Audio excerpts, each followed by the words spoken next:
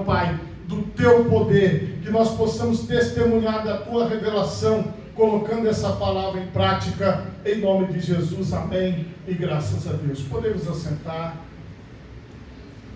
Eu gostei muito da proposta deste seminário, porque nós vamos seguir aqui 3 palavras, mas uma interligada à outra.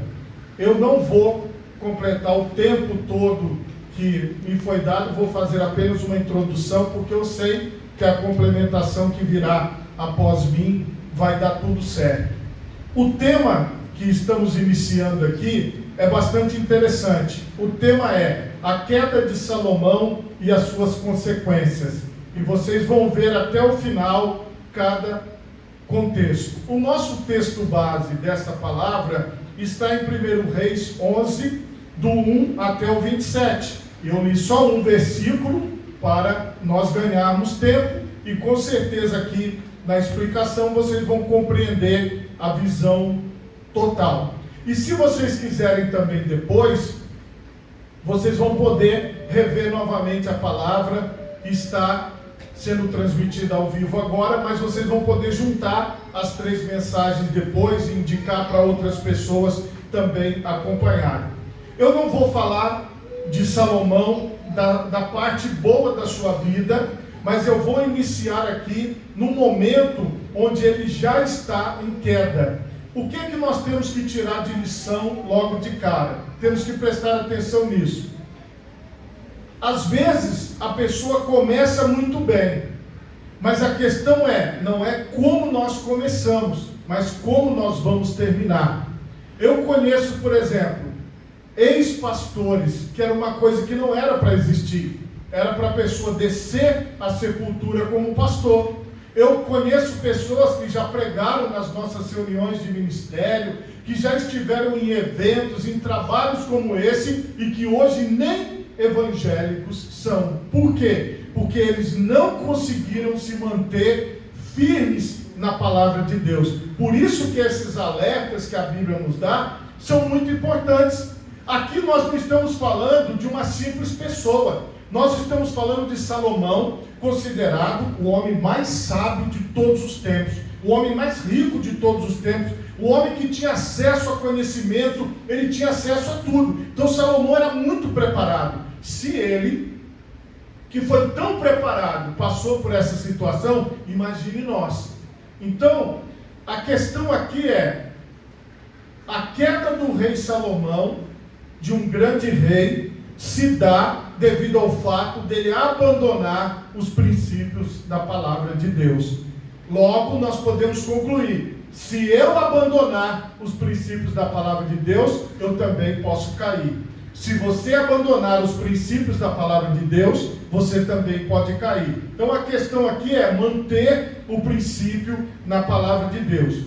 Dentro desse texto que nós estamos focados nele, o início do texto aqui, a partir 1 Reis 11, a partir do versículo 1, ele vai nos mostrar aqui: e o rei Salomão amou muitas mulheres estranhas, e isso além da filha de Faraó, moabitas, amonitas, edomitas, sidônias e etéias, das nações de que o Senhor tinha dito aos filhos de Israel: não entrareis a elas, e elas não entrarão a vós. De outra maneira, perverterão o vosso coração para seguirdes os seus deuses, e estas se unirão. E se uniu Salomão com amor. A estas se uniu Salomão com amor, que foi terrível. E tinha 700 mulheres, princesas, e 300 concubinas, e suas mulheres lhe perverteram o coração. Porque sucedeu que no tempo da velhice de Salomão, suas mulheres lhe perverteram o coração para seguir outros deuses, e o seu coração não era perfeito para com o Senhor seu Deus, como o coração de Davi seu pai. Qual era a ordem de Deus?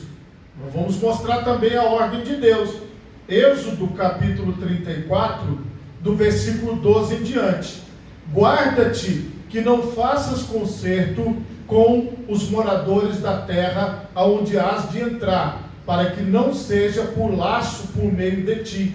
Mas os seus altares transtornareis, e as suas estátuas quebrareis, e os seus bosques cortareis, porque te não inclinarás diante de outro Deus, pois o nome do Senhor é zeloso, Deus zeloso é, para que não faças concerto com os moradores da terra, e não se prostituam após os seus deuses, nem sacrifiquem aos seus deuses, e tu, convidado deles, comas dos seus sacrifícios, e tomes mulheres das suas filhas para os teus filhos, e suas filhas prostituindo-se após os seus deuses. Façam que também teus filhos se prostituam após os seus deuses. Não farás para ti deuses de fundição.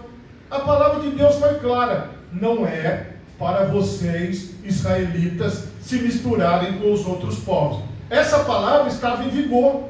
Essa palavra estava valendo. E Salomão simplesmente ignorou a palavra de Deus. Ele tomou, como nós vimos aqui na leitura, mulheres de tudo quanto é tipo, e fez do seu palácio, do seu ambiente, um ambiente promíscuo, um ambiente mau. Então veja, Salomão tinha a instrução, tinha a direção, mas ele optou em não obedecer. E aquelas pessoas, aquelas mulheres, influenciaram negativamente e ele caiu da fé. Ele abandonou a fé em Deus e começou a servir a outros deuses. Quedas como a de Salomão, como eu disse no início, vem acontecendo e continuarão acontecendo. Mas a minha oração é que você permaneça de pé e não caia.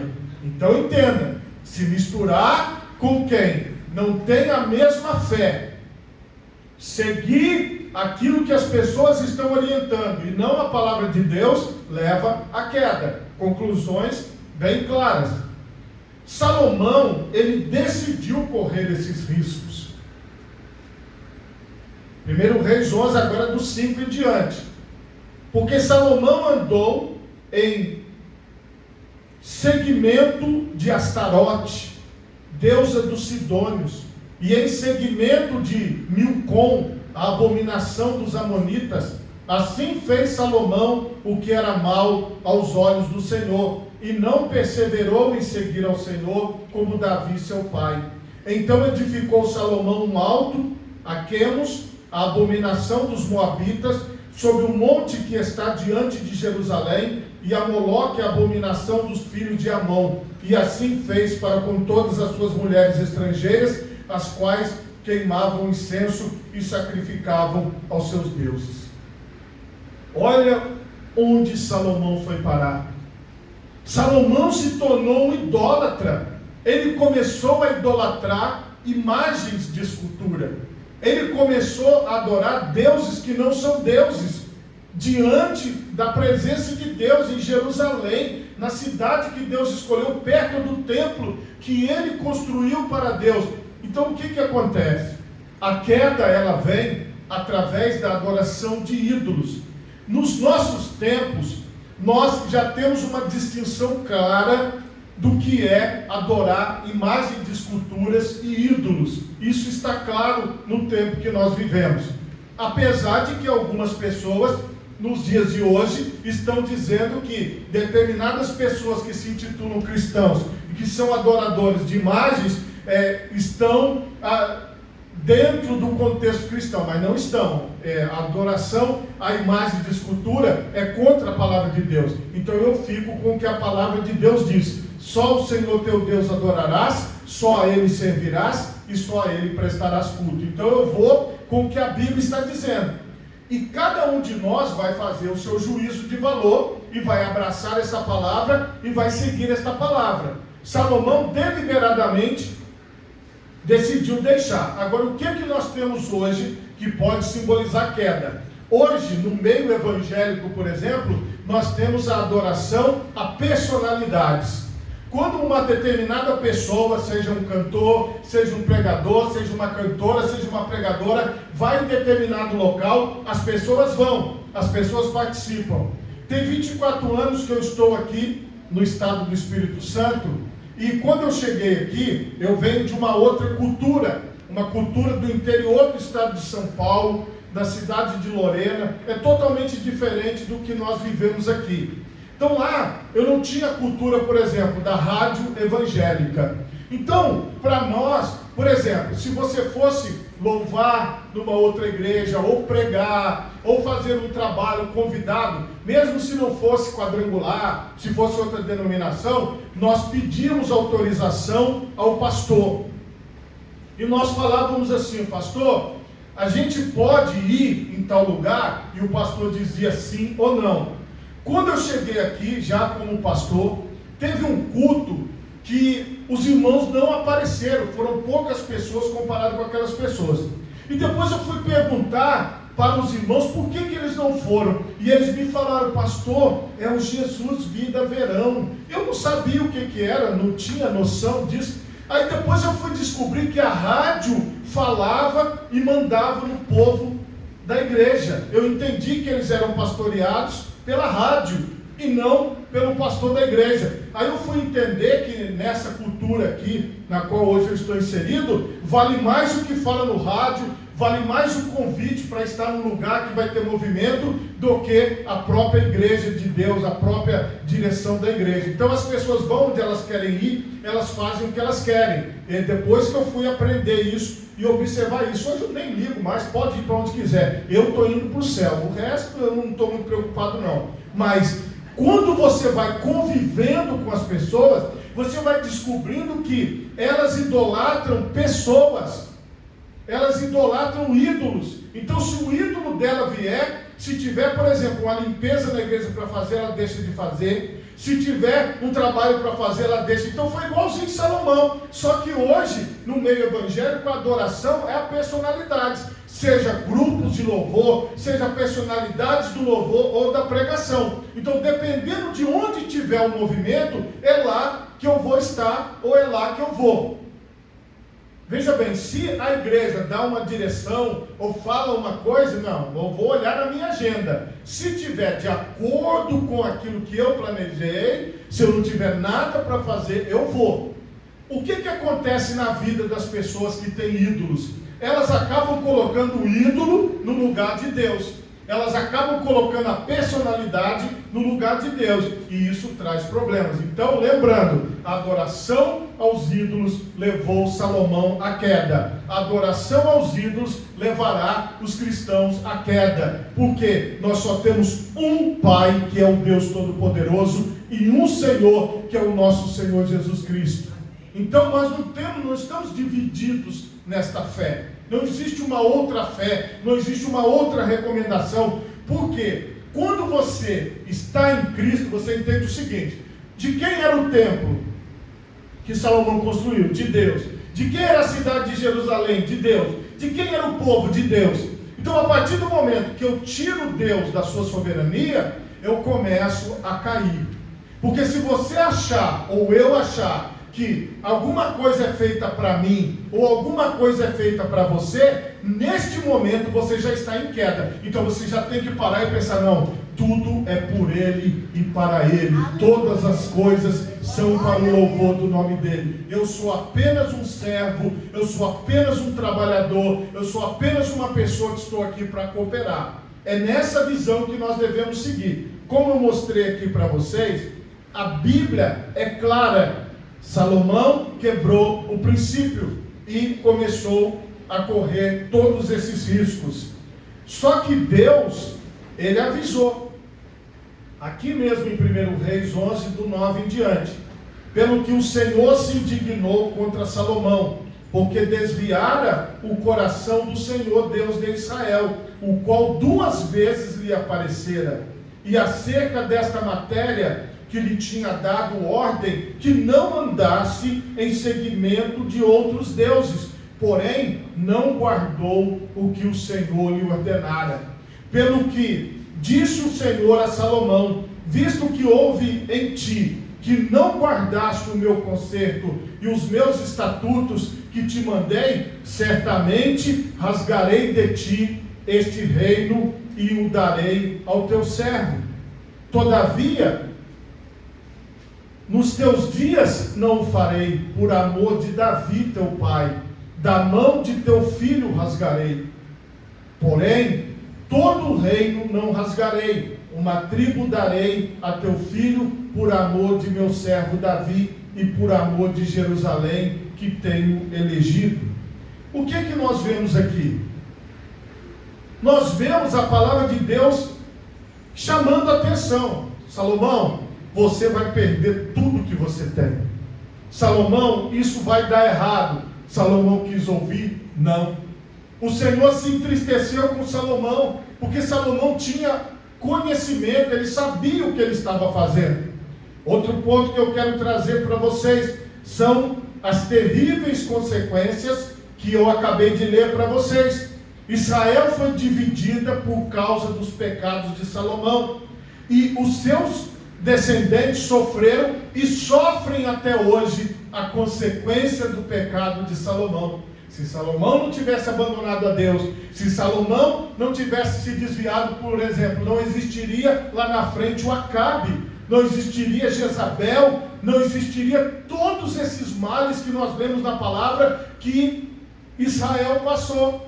Israel teve o reino dividido pela postura de Salomão. Entenda uma coisa: a queda de um homem, de uma mulher diante de Deus afeta as pessoas ao seu redor, afeta até mesmo a sua família. Por isso que nós temos que pensar bem antes de abandonar aquilo que é o princípio de Deus para nós. Aqui, Salomão deliberadamente abandonou a vontade de Deus.